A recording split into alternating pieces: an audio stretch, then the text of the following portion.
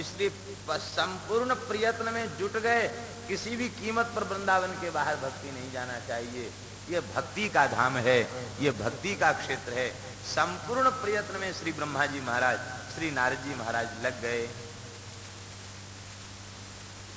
इसलिए अंतःकरण की भक्ति के पोषण के साथ ही साथ ज्ञान और वैराग्य के पोषण की आवश्यकता है।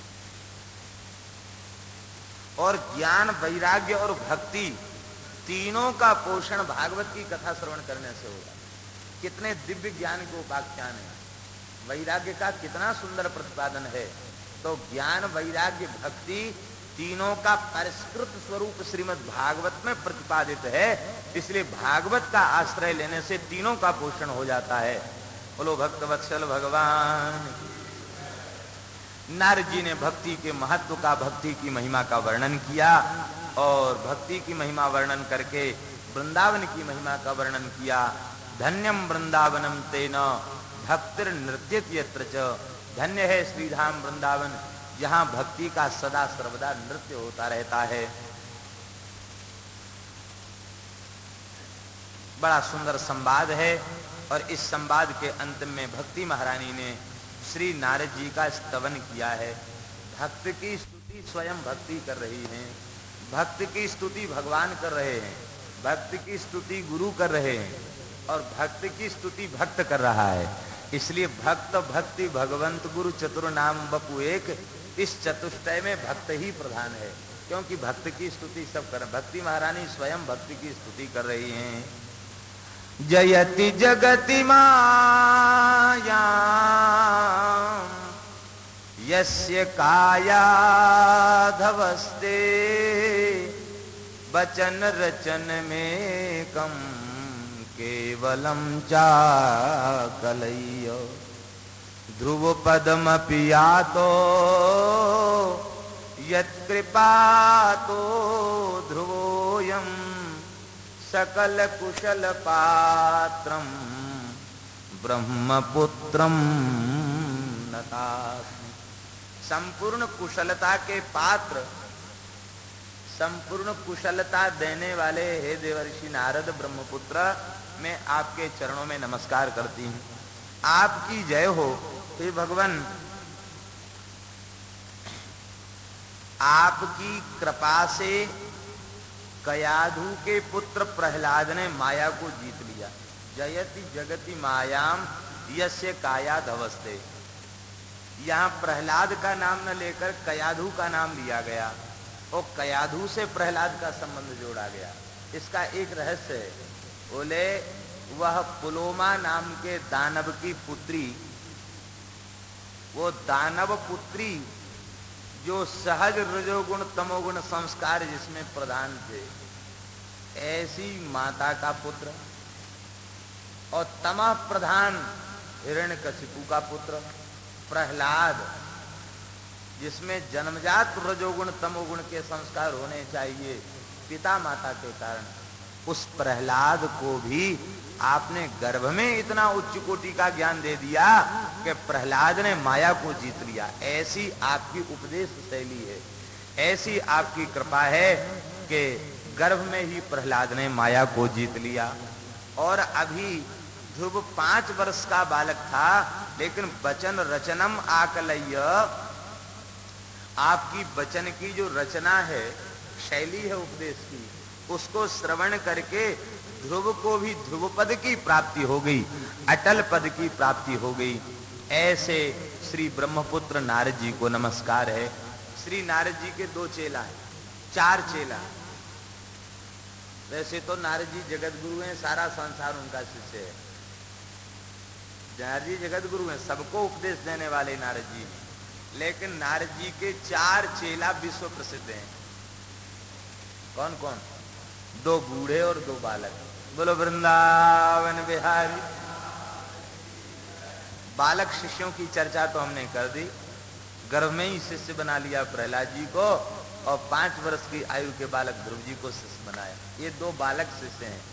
और वृद्ध शिष्य हैं महर्षि वाल्मीकि और महर्षि व्यास। ये 2 वृद्ध शिष्य हैं। वाल्मीकि भी पूछते हैं कौन्वस्मिन् सांप्रतम लोके गुणवान कस्य वीर्यवान धर्मज्ञ कृतज्ञ सत्यवाक्यो दृढ़व्रता। राम जी के चरित्र के संबंध में प्रश्न करते हैं तो रामचरित्र का बीज प्रदान करने वाले सदगुरु श्री नारद जी वाल्मीकि के भी गुरु। और व्यास जी चिंता में मग्न हो जाते तो उनको भागवत का उपदेश देकर उनके दुख को दूर करने वाले सदगुरु श्री नारद जी। तो 2 बालक और 2 वृद्ध, ये 4 शिष्य श्री नारद जी महाराज के हैं। ऐसे देवर्षि नारद जी महाराज को प्रणाम है। नारद जी ने कहा कि हे भक्ति महारानी चिंता मत करो, तुम्हारा खेद व्यर्थ है, क्योंकि भगवान कहीं गए नहीं, भगवान यहीं हैं। बस दुख की निवृत्ति का एक सूत्र, नारद जी के द्वारा संपूर्ण दुखों की निवृत्ति का एक ही सूत्र बताया गया। अरे भाई, संसार के दुख तो सामान्य दुख हैं।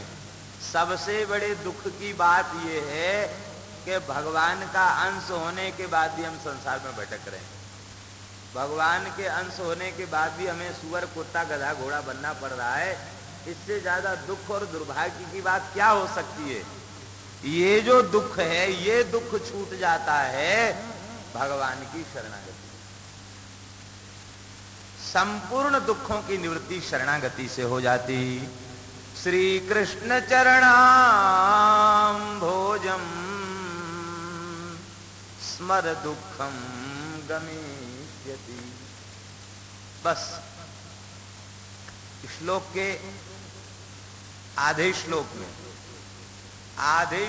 में संपूर्ण दुखों की निवृत्ति का सूत्र नारद जी ने बता दिया। भगवान के चरण कमलों का स्मरण करो, दुखम गमिष्यति, दुख चला जाए। अरे भगवान के चरण कमलों के स्मरण की ऐसी महिमा है कि भगवान के चरण कमलों का स्मरण होने लग जाए तो दुख भी सुख हो जाएगा। और भगवान भूल जाएं तो दुख भी, दुख तो है ही है, सुख भी दुख बन जाएगा। भगवान के चरण कमल का ध्यान नहीं है तो बढ़िया सुंदर कोमल गद्दा तकिया पर नींद नहीं आती, वातानुकूलित यंत्र लगाने के बाद नींद नहीं आती, दवा खानी पड़ती है, इंजेक्शन लेना पड़ता है। और भगवान के चरण कमलों का ध्यान पितामह भीष्म जी को बना हुआ है। वो तिल तिल में बाण बिधे हैं, बाहर से ऊपर से नीचे तक बाण बिधे हैं और बाणों की सैया पर पड़े हैं, लेकिन वे श्री कृष्ण चरण कमल का ध्यान कर रहे हैं तो उन्हें दुख नहीं है। जब पांडवों ने आकर दर्शन किया तो देवता में खाच्युतम, ऐसे लगता था मानो आकाश से गिरा हुआ कोई देवता। सबसे बड़ा दुख यही है कि हम भगवान का स्मरण नहीं करें। भगवान की याद करें तो दुख भी सुख के रूप में बदल जाएगा और सुख भी परमानंद बन जाएगा, आनंद की स्थिति आ जाएगी। इसलिए भगवान के चरण कमलों का ध्यान करो। देखो, जो भगवान द्रौपदी की आर्त पुकार सुनकर वस्त्र के रूप में अवतार ग्रहण करते हैं, वे भगवान कहीं गए नहीं हैं। पालिता गोप सुंदरिया सकृष्ण क्वापिनो गतः, वे कहीं गए नहीं हैं। और फिर तुम तो साक्षात भगवान की प्रिया जी हो।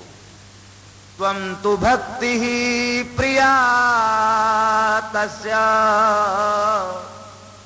सततम प्राणतोधिका त्वया हूतस्तु भगवान याति नीच गृहे स्वपि। हे भक्ति महारानी, तुम तो प्राणों से अधिक भगवान को प्रिय हो, भगवान की प्रियतमा हो। इसका मतलब भक्ति महारानी कोई दूसरी नहीं है, ये साक्षात श्री जी ही भक्ति महारानी, और कोई दूसरी भक्ति नहीं है। ये रागानुगा प्रेम स्वरूपा ये किशोरी जी ही भक्ति हैं, वे ही भक्ति बनकर सुशोभित हो रही हैं। इसलिए हे भक्ति महारानी, आप जिस जीव के अंतःकरण में कृपा करके विराजमान हो जाती हो, तो उस नीच से नीच व्यक्ति के पास भी भगवान को जाना पड़ता है। त्वया हूतस्तु भगवान याति नीच गृहे स्वपि। इसका तात्पर्य है कि जो लौकिक दृष्टि से निम्न है, नीच है, उसके अंतःकरण में भी भक्ति महारानी विराजमान हो जाएं तो महाराज भगवान आपको वहां जाना पड़ता। महाराष्ट्र के एक संत चोखा मेला, ये चर्मकार कुल में उनका पालन पोषण हुआ था। ये तो अयोनिज भगवान के प्रसाद से उनका जन्म हुआ था। एक महाराष्ट्र के संत ने बताया, चोखा और मेला, पंढरपुर की यात्रा के लिए एक ब्राह्मण देवता जा रहे थे। भगवान पंडरीनाथ को भोग लगाने के लिए उन्होंने आम खरीदे। बड़े निष्किंचन ब्राह्मण थे, जो कुछ पास में पैसा था सबके आम खरीद लिए। ठाकुर जी से रहा नहीं गया, ठाकुर जी आम चूसने एक संत के रूप में आ गए। संत और भगवान में भेद नहीं मानते थे। कहा, भगत जी हम तो बड़े भूखे हैं। बोले कोई बात नहीं, आम चूसो, हमारे पास आम है। ठाकुर जी ने पाई या संत ने पाई, एक ही बात है, आम देते गए। तो आम चूस करके और वो गुठली कहाँ फेंके, तो वो विलक्षण महात्मा आम चूस करके गुठली फेंकते जा रहे थे ब्राह्मणी की गोद में। खुद आम चूसते थे और छिलका और गुठली चूस के फेंक देते गोद में। ब्राह्मण बड़े प्रसन्न हो रहे थे, बोले चलो कोई बात नहीं, अब प्रसाद मिलेगा, इनका शीत प्रसाद मिल जाएगा। सब आम चूस लिए, गुठली उनकी आंचल में भर दी और वो आंचल में लेकर चल रहे थे। संत तो वहीं रह गए। वो साक्षात पंडरीनाथ भगवान थे। आगे बढ़ी तो पंडित जी तो तेज गति से चलने वाले थे, वे आगे बढ़ गए। ब्राह्मणी बहुत पीछे रह गई। उन्हें भार प्रतीत हुआ, देखा वहां न छिलका है न गुठली है, एक बालक है। वो भोरी भारी ब्राह्मणी मन में सोचने लगी, ये बालक में ले जाऊंगी तो पता नहीं पतिदेव क्या कहेंगे, कहां से बालक ले आई। बालक को उन्होंने वहीं छोड़ दिया और चर्मकार ने उनका पालन पोषण किया। यही चोखा मेला जी। तो चोखा मेला चर्मकार थे, मेहनत मजदूरी करके गुजारा करते थे। एक दिन आपको कुछ मजदूरी में कुछ मिल गया और उससे आपने केला खरीदे और केले लेकर के मंदिर में पहुंच गए। जय हो पंडरीनाथ, एक गरीब की भेंट स्वीकार करो। लोगों ने देख लिया, मार मार के आपको मंदिर से निकाल दिया। देखो तो इसकी हिम्मत यहां तक चला है, भगाओ भगाओ, मार के भगा। केला फेंक दिए गए। कुछ केला जो बच गए थे कुचलने से, उनको आप अपने कपड़े में बांध के ले आए। फूस की झोपड़ी में रहते थे, खटिया पर बैठकर रुदन कर रहे थे, डंडा पीठ में लगे थे, उनकी पत्नी सिकाई कर रही थी। रात्रि के समय ठाकुर जी पहुंच गए। ये बता रहे हैं, त्वया हूतस्तु भगवान याति नीचे गृहस्पति। उस चर्मकार के घर में ठाकुर जी जाते पंडरीनाथ भगवान। कुंडी खटखटाई, भगत जी द्वार खोलो। कहे तुम कौन हो? बोले हम पंडरीनाथ हैं। यहां क्यों आए हो? लेकिन पहले खोलो तो सही। भगवान ने अनुनय विनय करके द्वार खुलवाया और उसी खटिया पर बैठ गए और पत्नी के हाथ से वो रुई लेकर के तवा पर सेक सेक करके भगवान अपने हाथ से तेल की मालिश और सेक करने लगे और रो करके कहते हैं, भगत जी उन दुष्टों ने बड़ा कष्ट दिया, आप हमें बड़ा इस बात का कष्ट है। चोखा मेला बोले, जब जले पर नमक छिड़कने आयो, जब इतना हमारे प्रति सौहार्द था तो तुम्हारे ही तो पुजारी थे, डांट के कह देते, खबरदार हमारा भगत है, सुना मत उसे। किसकी हिम्मत थी जो हमको मार लेता। ठाकुर जी बोले, उन पुजारियों की दृष्टि में मैं भगवान थोड़े ही हूं, मैं तो पत्थर की मूर्ति हूं। और पत्थर की मूर्ति न बोलती है, न चलती, न फिरती, न कोई क्रिया करती, इसलिए मैं नहीं कह सका। लेकिन तुम्हारे जैसे प्रेमी के लिए तो हम साक्षात हैं, इसलिए अब हम आए हैं, क्षमा कर दो। ठाकुर चोखा मेला जी फिर भी कह रहे थे, ये आपके संकल्प के बिना कोई कार्य नहीं होता, आपने हमारी वस्तु का तिरस्कार करवाया। अब यहाँ मीठी मीठी बात बनाने आए हो। ठाकुर जी बोले, चोखा मेला भगत जी, आज प्रातः काल आपका तिरस्कार हुआ है, तब से अब तक हमने कुछ भी ग्रहण नहीं किया। हमने आज मंदिर में भोग ग्रहण नहीं किया, हम भूखे हैं और भूखे हैं इसलिए आपकी झोपड़ी में आए, जो कुछ हो वो खिला दो। अब तो चोखा मेला का हृदय भरे आया है, भगवान को अंक में पधराया है, रोने लगे। अरे आप इतनी सी बात पर भूखे क्यों रहे? छिल छिल करके केला भगवान को खिलाने लगे और 4 केला ठाकुर जी ने पा लिए और 4 केला बचे थे। बोले कि ये हमारे पीताम्बर में बांध दो। उठा के पीताम्बर में बांध लिए। तो सरकार ये क्या कर रहे हो, खाए और गठबंधन? अरे कुछ भक्तों के लिए भी प्रसाद छोड़ दो।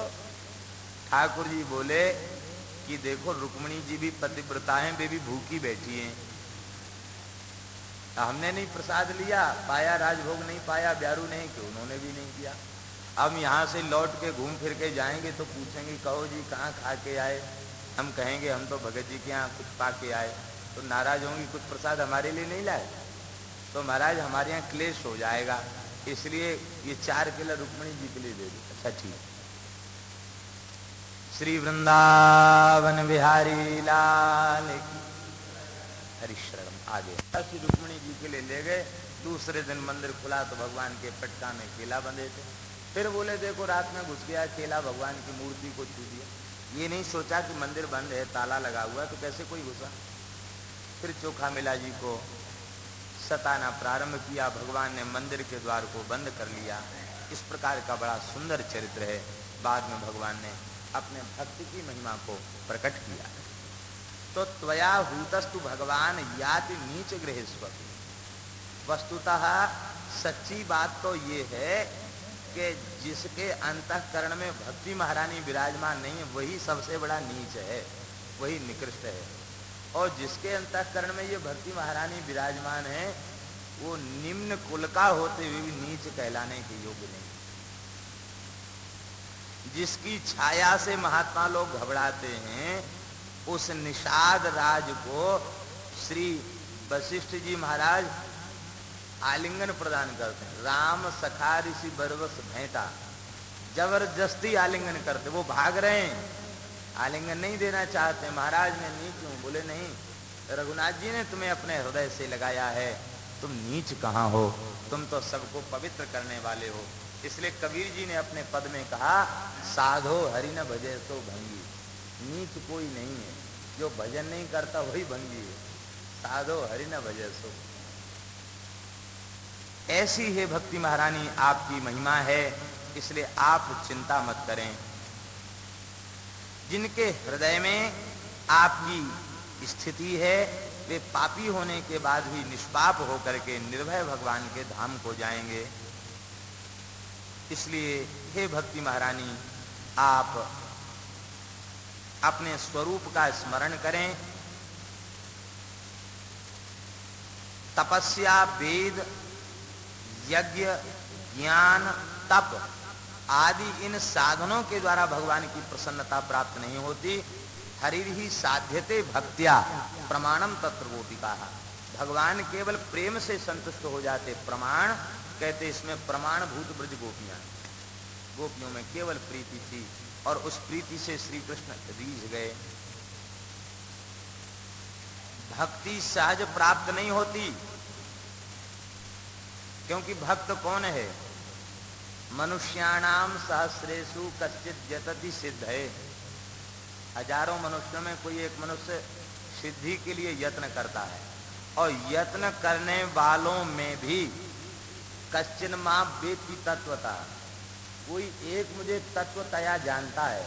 और जो भगवान को तत्वतया जानता है वही भक्त है। जो भगवान को तात्विक रूप से जानता ही नहीं वो भक्त कैसे हो सकता है? तो भक्ति अत्यंत कठिन है, दुर्लभ है।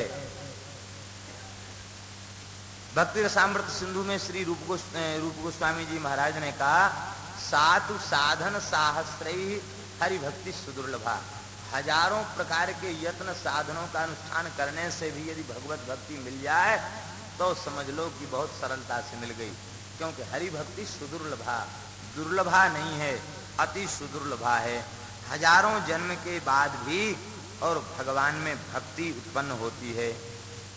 नृणाम जन्म सहस्रेण भक्तौ प्रीतिर्हि जायते कलौ भक्ति भक्त्या कृष्ण पुरस्थिता। नृणाम जन्म सहस्रेण का भाव है कि हजारों जन्म तक साधन करके जिनके साधन पूर्ण हो चुके हैं उनको भक्ति के मार्ग में विश्वास हो। इसलिए जिनका आज इस वर्तमान क्षण में भगवान नाम में, भगवत रूप में, भगवत लीला में, भगवत प्रेम में, भक्ति में विश्वास बना हुआ है, समझ लेना चाहिए कि हजारों जन्म का इनका साधन परिपूर्ण हो चुका है। बड़े से बड़े विद्वान, बड़े से बड़े शास्त्रज्ञ, उनका भी इस भजन के मार्ग में, भक्ति के मार्ग में विश्वास नहीं हो पाता। वे कहते सुनते जरूर हैं, लेकिन भीतर से उनका विश्वास नहीं हो पाता। भीतर से विश्वास उसी का होता, बिना विश्वास के भक्ति नहीं, बिनु विश्वास भक्ति नहीं। तेहि बिन द्रवहीन राम, राम कृपा बिन सपने हूं, जीव न लह विश्राम। इसलिए अनंत जन्म के साधनों की जब सिद्धि प्राप्त होती है, तब भक्ति के मार्ग में विश्वास होता। इसलिए भागवत धर्म का जो मार्ग है, उसके 3 विशेषण कहे गए।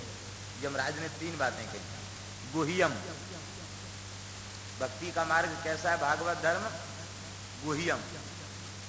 ये इतना गुह्य है कि बड़े बड़े शास्त्रज्ञ लोग भी भटक जाते हैं, इस गुह्य मार्ग का चयन नहीं कर पाते।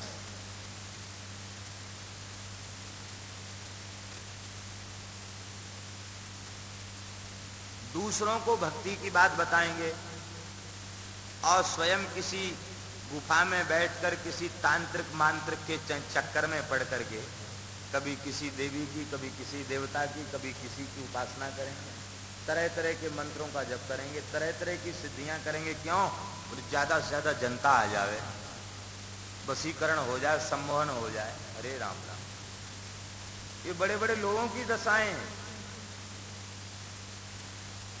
दूसरों को कहेंगे केवल नाम का आश्रय लो, नाम से कल्याण हो जाए। अरे जब नाम से कल्याण हो जाएगा तो तुम क्यों नहीं कर रहे हो उसको? ये स्थिति भक्ति के गुह्यम, ये अत्यंत गुह्य मार्ग है। अतिशय कृपा संत की, गुरु की, भगवान की होगी, उसको भक्ति के मार्ग में विश्वास होगा, भक्ति के पथ पर चलेगा। अन्यथा महाराज किसी की प्रेरणा प्राप्त करने से या पढ़ने लिखने से इस मार्ग पर निष्ठा प्रकट नहीं। गुह्यम। दूसरा लक्षण है विशुद्धम, ये अत्यंत विशुद्ध है। और तीसरा लक्षण है दुर्बोधम, ये गुह्य है, छिपा हुआ है, इसका अन्वेषण लोग नहीं कर पाते। भ्रवंति कर्म जालेसु, कर्म के जाल में भटकते रह जाते हैं, अज्ञान विमोहित बने रहते हैं। गुह्यम, इसको खोज नहीं पाते क्योंकि ये छिपा हुआ है। विशुद्धम, दोष रहितम, दोष रहित होने के कारण जब तक संपूर्ण रज और तम की निवृत्ति नहीं होगी, तब तक ये मार्ग समझ में नहीं आएगा। रजोगुण और तमोगुण जब सर्वथा समाप्त हो जाएंगे तो ये मार्ग समझ में आएगा। विशुद्धम। और इसके बाद कहा गया दुर्बोधम। दुर्बोधम का तात्पर्य है कि बहुत कहने पर, बहुत सुनने पर भी इसकी महिमा समझ में नहीं आती, भीतर नहीं उतरता, गले से नीचे नहीं उतरता। भक्ति की ऐसी ऐसी बातें हैं लगती हैं, कई बार कहते हैं ये अर्थवाद है, लेकिन वो अर्थवाद नहीं है। भगवान की भक्ति की महिमा में, भगवान के नाम की महिमा में, भगवान के चरित्र की महिमा में अर्थवाद की कल्पना करना एक भयंकर दोष है, अपराध है। वो अर्थवाद नहीं है, वो यथार्थ है। यथार्थ तो ये है कि कहूं कहां लगी नाम बड़ाई, राम न सकहीं नाम गुण गाई।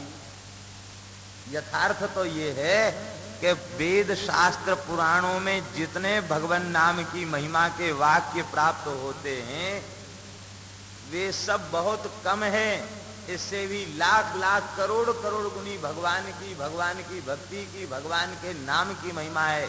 वो कहां तक कहा जाए, इतनी महिमा है, इतनी महिमा है कि सर्व समर्थ भगवान भी अपने नाम, अपनी भक्ति की महिमा का प्रतिपादन नहीं कर सकते। ऐसी भगवान की भक्ति की महिमा है। इसलिए सबके चित्त में इस मार्ग में पहुंच करके विश्वास नहीं होता। इसलिए केवल भगवान की भक्ति करो, भक्ति से ही जीव का परम कल्याण हो जाएगा। नारद जी ने जब भक्ति के स्वरूप का प्रतिपादन किया तो भक्ति महारानी अत्यंत हृष्ट पुष्ट हो गई। नारद जी ने भक्ति महारानी के कष्ट को दूर करने के लिए ज्ञान वैराग्य के कान में भगवान नाम का उपदेश किया। वेद शास्त्र पुराण वेद वेदांत के घोष गीता के पाठ किए गए। वे कभी कथनचित उठते तो फिर मूर्छित होकर के फिर गिर जाते। आकाशवाणी हुई, उद्यम सफलस्तेयम भविष्यत न संशय। तुम्हारा उद्यम सफल होगा, इसमें कोई संशय की बात नहीं, पर इसके लिए तुम्हें एक कार्य करना होगा, सत्कर्म का आचरण करो। हे नारद जी, इसके लिए तुम सत्कर्म का अनुष्ठान करो। प्रश्न उठा के नारद जी, क्या जो कुछ कर रहे थे यह सत्कर्म नहीं था? वेद वेदांत का पाठ सुनाया, ये भी तो सत्कर्म ही था। फिर आकाशवाणी ने यह क्यों कहा कि तुम सत्कर्म करो? देखिए, आकाशवाणी ने सत्कर्म करने की आज्ञा इसलिए दी कि आकाशवाणी यह बताना चाहती है कि अपनी बुद्धि से जिसका निश्चय किया गया वह सत्कर्म होते हुए भी सत्कर्म नहीं है। संत जिसे कह दें और ये कर लो, उसी का नाम सत्कर्म। ये संत की महिमा। श्री आकाशवाणी कह रही है, तत्ते कर्मा विधास्यन्ति साधव साधुभूषणा। साधुन भूषयन्ति साधुभूषणा। साधुओं को सुशोभित करने वाले संत, संत मंडली को साधुता युक्त वाले महात्मा ही सुशोभित करते हैं। अथवा साधुन भूषयन्ति ऊर्ध्वपुंड्रादय। ऐसे जो वैष्णवता से संपन्न संत हैं, वे संत बतावेंगे कि वस्तुतः भक्ति किसे कहते, सत्कर्म किसे कहते, ये संत बताएंगे। इसका तात्पर्य है, संत अपनी पवित्र वाणी से जिसका निर्देश कर देवें वही साधन श्रेष्ठ है और वही साधन जीव के कल्याण को करने वाला है। नारद जी सब जगह पहुंचे, किसी ने समाधान नहीं किया। नारद जी ने विचार किया कि अब हम बद्रीनारायण जाएंगे, वहां तप करके इस प्रश्न का समाधान। देखिए, यहाँ दो प्रकार की बात है। एक बात तो यह है कि संतों की कमी नहीं है, लेकिन नारद जी को सत्कर्म किसी ने नहीं बताया, क्योंकि नारद जी के प्रति उनकी अतिशय महत्व बुद्धि है और वे नारद जी की महिमा को